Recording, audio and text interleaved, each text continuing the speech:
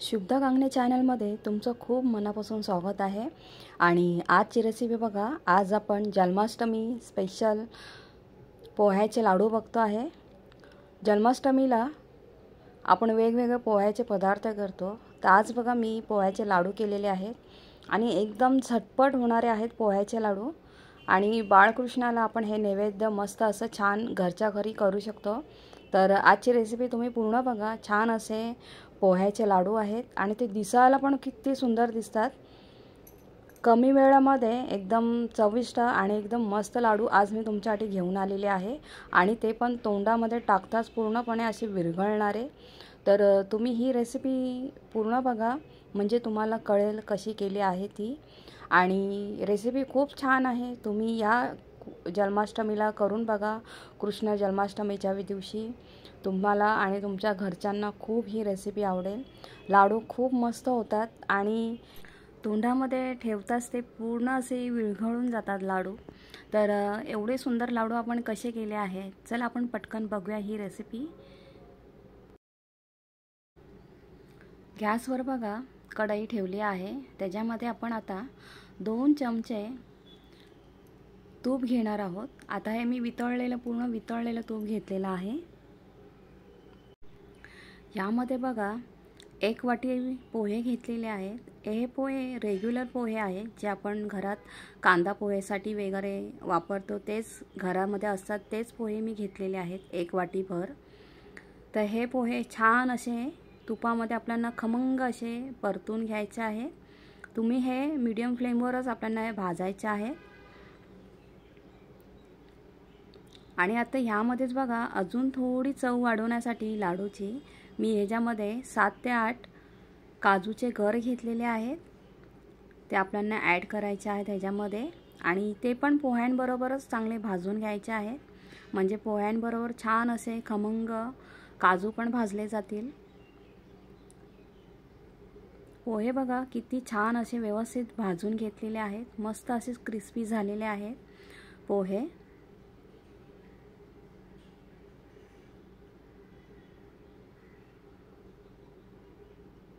बघा छान असे पोहे भाजून झालेले आहेत। मी गॅस बंद करते आता आणि पोहे आपल्याला हे थंड करून घ्यायचे आहेत।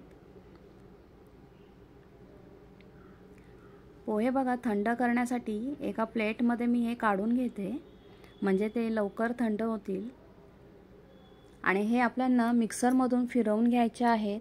हे गरम गरम फिरवून नाही घ्यायचे आहेत मिक्सरमधून, आपल्याला हे पूर्णपणे थंड करून घ्यायचे आहेत, मगच हे मिक्सरला फिरवायचे आहेत।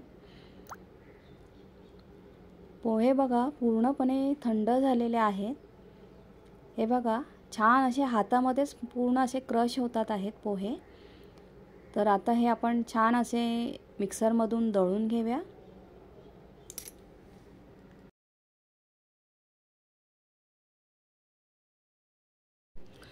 पोह्याचे मिश्रण बघा मिक्सरच्या भांड्यामध्ये घेतलेलं आहे आणि ते बघा मी बारीक असं वाटून घेतलेलं आहे। छान असं आहे बघा, त्याचं असं रवाळ पावडर आपल्याला तयार करून घ्यायची आहे। आणि आता ह्याच्यामध्ये अजून चव वाढवण्यासाठी बघा मी 1 वाटी पोहे घेतले होते, त्यासाठी बघा पाव वाटी आपल्याला गूळ घ्यायचा आहे।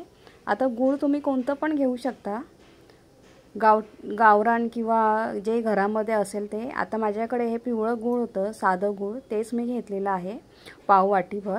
आणि अजून थोडी चव वाढवण्यासाठी ह्याच्यामध्ये मी 1 चमचा मिल्क पावडर ॲड केली आहे आणि 1 चमचा डेसिकेट पावडर ॲड केलेली आहे।